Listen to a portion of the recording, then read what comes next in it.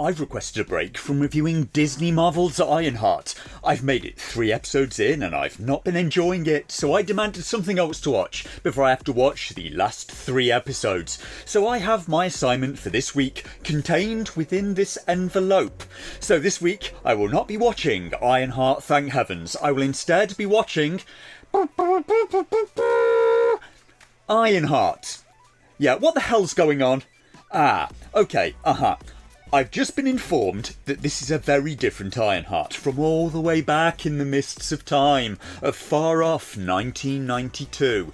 I'm being told the Marvel series is actually based off of this movie, but I don't see how, because from the box art, this film stars the Chinese actor Bolo Yeung, who is in Bloodsport and Enter the Dragon, and has knockers. You know, Bristols. Damn it, indecipherable British slang. How about puppies? Does anyone understand that one? I mean, seriously. Bolo had more going on in the chest area than most women do. Dear God, Bolo, put on a bra, it's indecent and worryingly provocative. This film is described as an LA cop goes after a violent gang. Okay, interesting. Bolo Yeung, cast as an LA cop and directed by the director of the Bruce Lee movie Enter the Dragon. It may just be me, but I'm totally up for this. I'm sold. I don't know how this film is going to have anything to do with a young woman who makes an Iron Man suit out of Buick parts from a scrapyard and robs people, but I'm on board. We have an LA cop, played by Bolo Yeung, going after a violent gang. Sounds pretty great to me after watching Disney's IronHeart. Bolo doesn't usually get to play heroes, because Bolo, he just looks like a bad guy.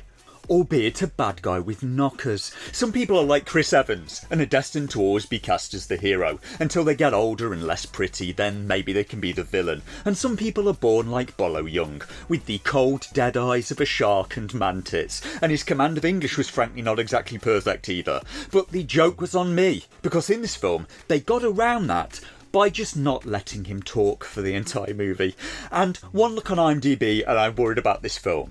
Because this film is rated lower than the Disney series was, though I'm not sure I would give that series 4 out of 10.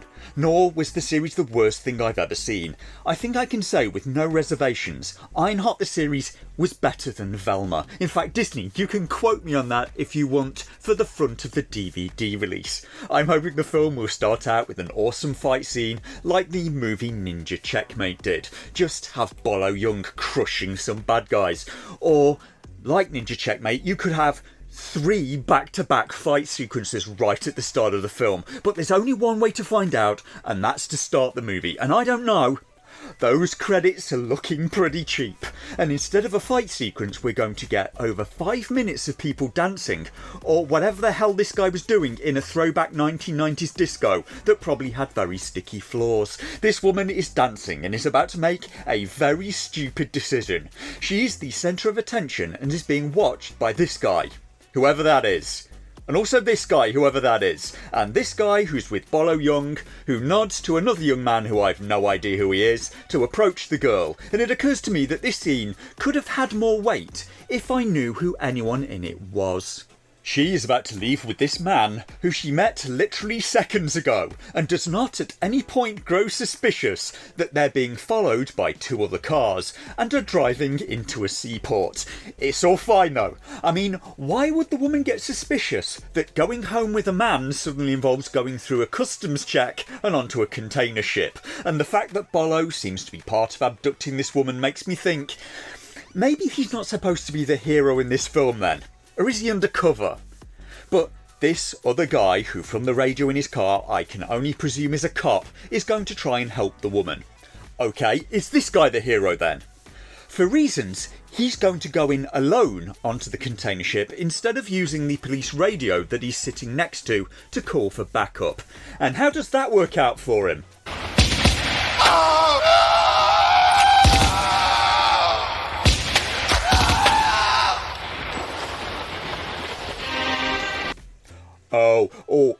Right. So if he isn't the hero, and Bolo isn't, despite the box art lying to me, who is the hero of this film? Everything about this film is a lie. I watched it, and it's completely unrelated to the Marvel series, despite the erroneous claims of the people that conned me into watching it. It's listed on IMDb as being an action crime drama, when in reality, it's a comedy. Bolo Young is also not the hero of the film. Apparently, it's going to be this guy.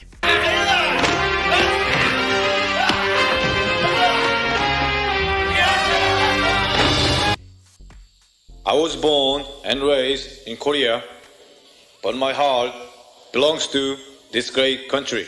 Thank you. Wait, this guy? But he can barely speak English either. The lead guy is Korean, and as is tradition for this sort of film, he has a very shaky grasp of English. Not a bad thing in itself, but it's maybe not ideal when the movie you're acting in is in English. The hero is instead a Korean martial artist called Britton K. Lee, who is as bland as a bread sandwich.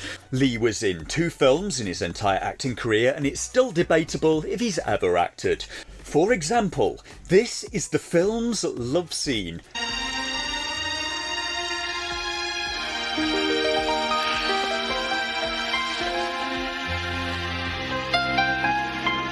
That's what he's doing here.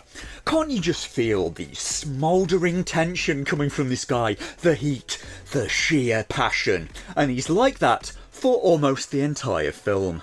In IronHeart, a hero cop is trying to track down the people who sent his ex-partner to the morgue. His ex-partner had just bought a farm, was just 3 days from retirement and looking forward to spending time with his kids. And I can scarcely believe this film was directed by the guy who did Enter the Dragon, because he has a cast of martial artists for this film and can still barely coax a good fight sequence out of any of them. There's an irritating cut after almost every punch and kick that just breaks the flow of every fight scene, and there are serious errors. Did you hear what I said? John, you've been shot. Nothing serious. In one scene, the hero races off to meet an informant who's going to tell him something he already knows about the villain's gang. So he speeds off in his Porsche, leaving his love interest standing by a curbside. Then we cut to the next scene of the hero driving in his Porsche, and his lady has just teleported into the passenger seat. Watching this film, I did a double take and then doubled up laughing during that, and it reminds me of an even worse example from a film called Space Mutiny, where they messed up the editing so badly that a woman got sent to the morgue in one scene, and by the next scene she was in the background doing some typing again. So if you're looking for competent writing or acting or editing, this film isn't any of those things. It's more of a samurai cop, Miami Connection sort of film. What it is so charmingly incompetent that it actually becomes funny. The lead guy clearly knows some martial arts, though it's hard to pin down exactly what. Maybe some taekwondo and aikido, and as seen in Bloodsport, Bolo can do a good fight scene, so we should be on for some good fight sequences at least, surely. No? What do you mean the fights are all so bad? I don't even know what went wrong with this film, I really don't. So if we don't get acting, or originality, or good fight scenes, what do we get in this martial arts themed cop revenge movie? I mean, what else? Dancing. Lots and lots of dancing. Wait, dancing? Yes, a lot of people dancing in either leotards or hammer pants. A huge amount of dancing to late 80s, early 90s music. The film both starts and ends with dancing, and this martial arts film spends more time on the dancing than it does the martial arts. Our hero arrives in the city of Portland from LA, contacts the local police chief and immediately starts to follow the trail of the multiple missing girls that his former partner was following, in the hope it will lead him to the murderer and let him crack the case. The bad guys are weapons smugglers who kidnap women and give them as gifts to the people they sell weapons to.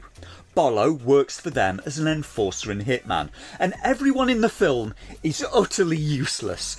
The bad guys for some reason send hired goons to fistfight the hero, instead of, I don't know, using a sniper. Our hero finds the pizza delivery man boyfriend of the missing blonde woman, and that leads him to stake out the club that the woman went missing from, where he intervenes to help a woman who's being harassed by a man, and for some reason, the woman is angry that he helped her. I could have taken care of a pretty boy myself, John Keane. The bad guys are following the hero and are so rubbish that he loses them and then follows them right back to their boss and his import-export business. The next day, our hero goes to the dance studio the missing woman trained at, so the film can have yet another dance scene, and he finds that the teacher is the woman he saved the night before, who for some reason now seems to find him attractive and asks him out to a restaurant. He says he won't be there, so she shouldn't bother. Then the scene cuts to them in the restaurant the next day. How about lunch tomorrow? I'll buy. No, I have to do something. At Big Buster's. You'll be there. No, I won't. When the hero leaves, the dance teacher sees a goon following him, so she gives chase in her car, leaving her young daughter to be looked after by the pizza delivery man who she doesn't even know. When the hero gets injured during a fight, he then blows the woman's car up, she tends to his wounds, and they end up in bed together. And she at no point bothers to check up on her daughter. The hero goes back to stake out the same club again for yet another extended dance sequence and is surprised when the dance teacher shows up, intent on getting the attention of the kidnappers. She then gets kidnapped. And the hero can't help because he's too busy fist-fighting goons. So the hero breaks into the boss's business, finds evidence of the smuggling and where they're holding the woman, and heroically murders everyone.